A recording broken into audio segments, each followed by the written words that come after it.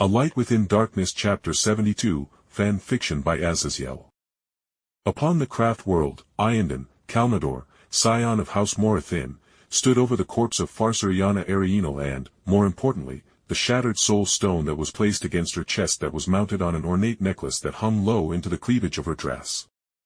Kalnedor, the leader of the expedition that had left for Jake's world, and took copies of the steels containing the Sect's techniques and hymns that would shield their minds from Slannesh's gaze. And with proof of his abilities, proof of salvation all but in their face with the possibility of their kind having a chance to rebuild, the death god-obsessed leader of the mostly ghost-driven Craftworld refused to see change. She had refused to see a new path. Even as Kalnedor prayed for the Farseer and powerful Pisker to be reborn in a time of peace, he was well aware the still-living leadership of the Craftworld was watching him in well-hidden fear. "My brothers and sisters," Kalnedor spoke softly as he looked at the surrounding seers, guardians, and military officials that watched their duel. No, the slaughter as Kalnedor was able to shatter her clairvoyance and disturb the local warp with the Sect's techniques, so her powerful sorcery couldn't be used. "I bear salvation. Not free salvation, as the techniques will bind your souls and make you incapable of harming the Creator and the true disciples.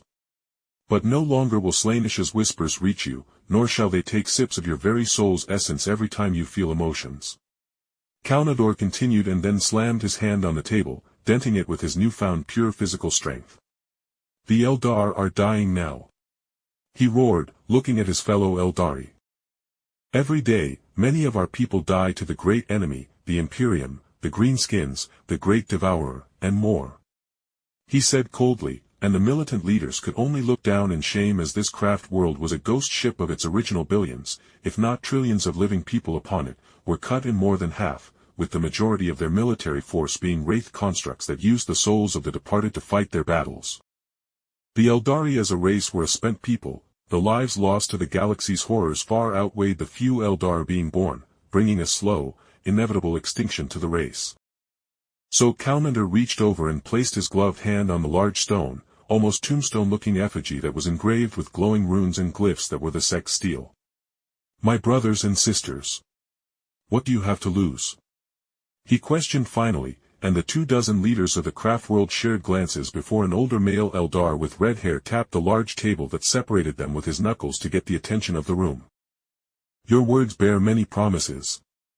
Yet you say far less of the origins of this miracle."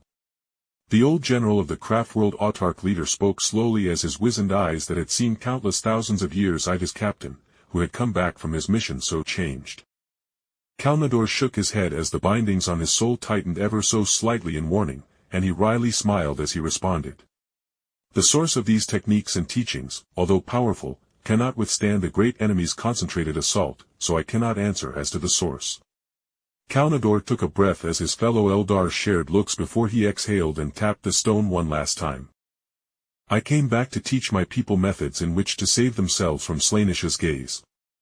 With that simple yet overwhelming boon, so long as we keep our heads down and out of sight of the Greenskins and Great Devourer, we will be able to rebuild our race in time," Kalnedor said with fervor before smiling sadly as he shook his head. "But I won't force you. I stopped our insane Farseer from sacrificing us all to possibly only make Iyanden roll over in his sleep. And if you accept my offer of sharing the teachings, great. If not, I will merely return to study the source of the techniques to become stronger," Kalnedor said bluntly and then left the meeting room and the corpse of his once leader, who had broken under the weight of their dying race and decided to embrace death while dragging everyone else with her.